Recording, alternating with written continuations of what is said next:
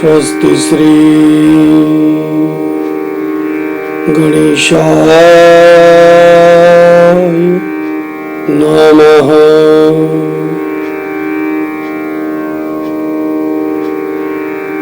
श्री सरस्वत्यै नमः। श्री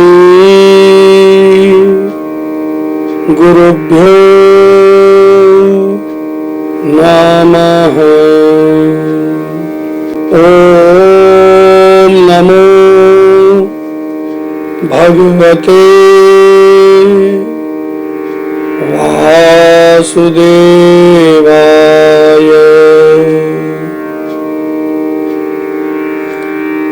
नारायणं नमस्कृत्य नरं चैव नरोत्तमं देवीं सरस्वतीं व्यास ततो जयमुदीरयेत्।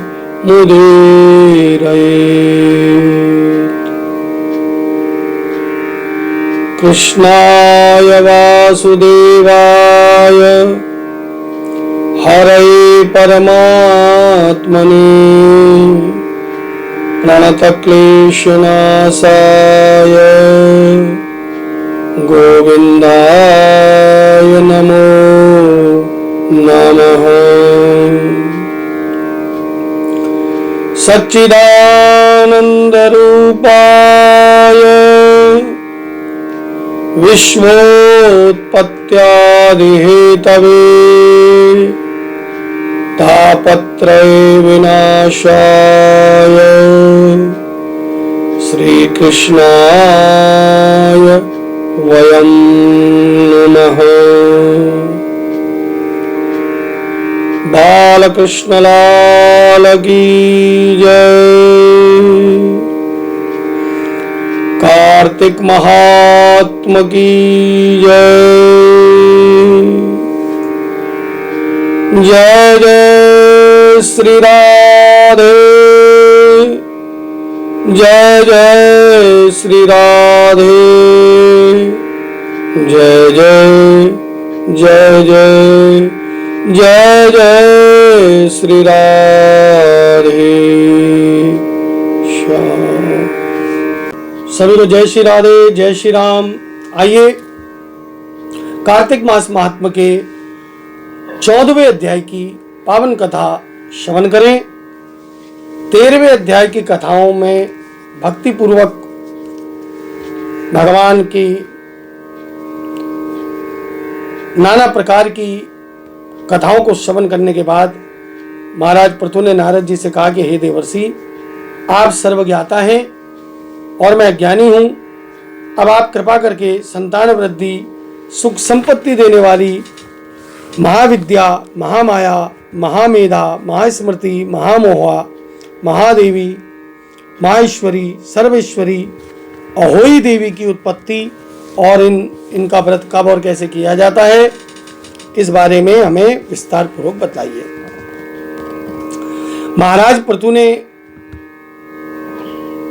के द्वारा इस प्रकार प्रार्थना किए जाने पर नारद जी ने एक प्राचीन इतिहास सुनाया और कहा कि हे राजन, एक समय कलिकाल में बड़ा भारी दुर्भिक्ष हुआ, अर्थात अकाल पड़ा।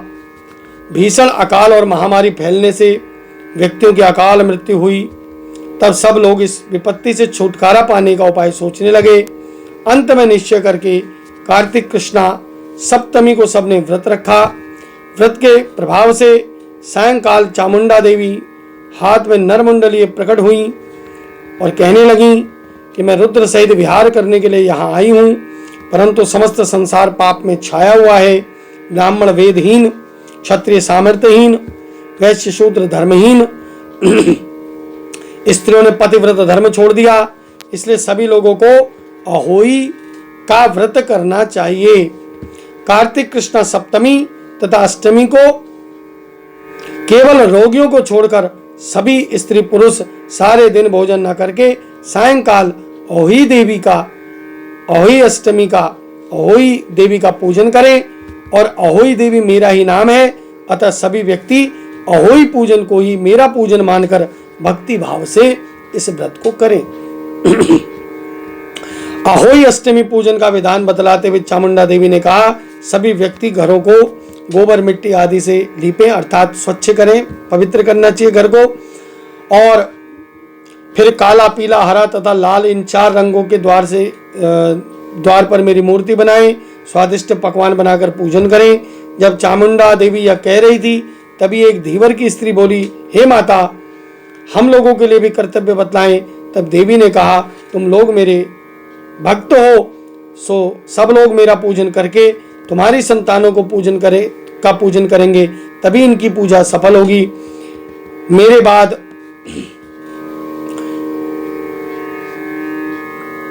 जो कुमार का चाक होता है उस चाक का और मालिन आदि की भी पूजा होगी। इतना कहकर देवी अंतर्ध्यान हो गई।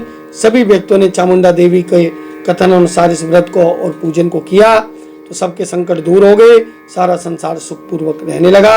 अहोई अष्टमी की व्रत की कथा सुनकर महाराज पृथु ने नारद जी से कहा कि हे ऋषिवर, महीनों में कार्तिक और तिथियों में एकादशी को श्रेष्ठ क्यों माना गया है, कृपा करके बताइए। तब नारद जी कहने लगे, हे राजन, एक बार यही प्रश्न सत्यभामा जी ने भी भगवान श्री कृष्ण से किया।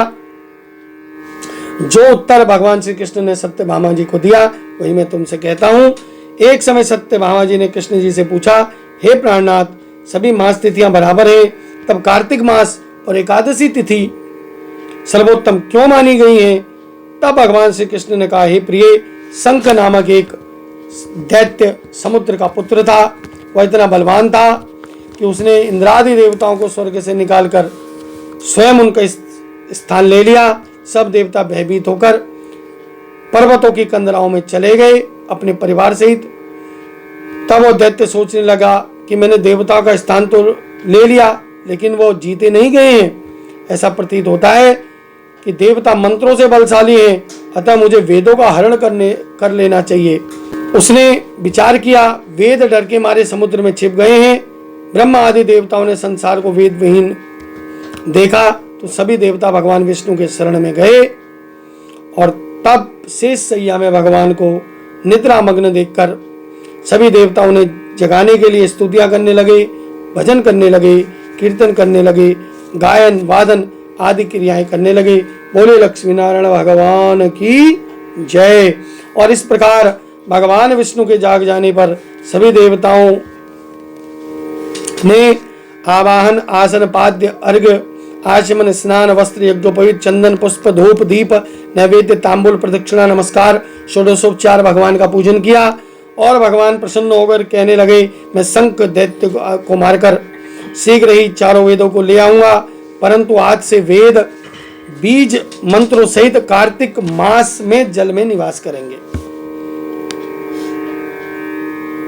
क्योंकि अभी जल में ही थे ना, तो कार्तिक के महीने में वेद बीज मंत्रों सहित कार्तिक मास के जल में निवास करेंगे। अतः कार्तिक के महीने में जो जल में स्नान करेगा उसको यज्ञ करने के समान फल प्राप्त होगा, उसके समस्त विघ्न दूर हो जाएंगे। हे देवताओं, आज एकादशी है और आज सबने मुझे जगाया, इसलिए सब तिथियों में एकादशी की मान्यता अधिक होगी। वस्तुतः कार्तिक तथा एकादशी का व्रत मुझे अत्यंत प्रिय होगा। तब कहते हैं कि भगवान ने मछली का रूप धारण किया और कश्यप ऋषि की अंजुलि में आए और उन्होंने अपने कमंडल में डाल दिया। तब भगवान कहने लगे कि मुझे बड़ा स्थान दो। कश्यप जी ने घड़े में लिया, घड़े से कुएं में, कुएं से नदी और नदी के बाद फिर उनको समुद्र में डाल दिया गया। तब भगवान विशाल रूप धारण करके भगवान ने शंकासुर का उद्धार किया और मत्स्य रूप त्याग कर विश्राम हेतु बद्री नारायण चले गए। बद्री नारायण में भगवान ने देवताओं से कहा कि हमने शंकासुर को मार दिया है और ऋषि मुनि जाकर समुद्र के अंदर से वेदों को ढूंढ लाएं और तब तक देवताओं सहित प्रयाग में मेरा निवास रहेगा। तब ऋषियों ने तपोबल के द्वारा समुद्र में से वेदों के 6 अंग कौन कौन से? वेदों के छंद, व्याकरण, कोश, वैद्यक, ज्योतिष और स्मृति को ढूंढ निकाला और जिस वेद का जो भाग जिस ऋषि को मिला तो वही भाग उस ऋषि का माना गया। इसके बाद समस्त ऋषि ब्रह्मादि देवताओं से प्रयाग आए और उन्होंने वहां पर अश्वमेघ यज्ञ किया। इसलिए प्रयाग को तीर्थों का राजा कहा जाता है। प्रयाग में स्नान दान यज्ञ आदि करने वालों के जन्म जन्मांतर के पाप नष्ट हो जाते हैं। माघ महीने में प्रयागराज का सेवन करना चाहिए। कल्पवास माना जाता है वहां रहना, वे मोक्ष के अधिकारी हो जाते हैं, इसमें कोई संदेह नहीं। इस प्रकार यहाँ पर कार्तिक मास महात्मा का 14वां अध्याय पूरा हुआ। शेष कथा अगले प्रसंग में। सभी को जय जय श्री राधे।